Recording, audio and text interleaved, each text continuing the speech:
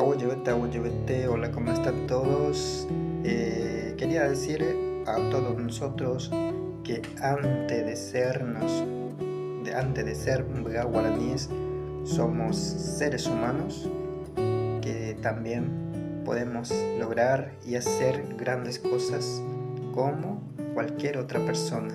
Tenemos que empezar a capacitarnos, a estudiar y también pensar por nosotros, pensar por uno mismo primero y también pensar por los demás, pensando por los niños, por el futuro que queremos dejar para ellos, porque ellos dependen de nosotros, de la futura generación, para crear.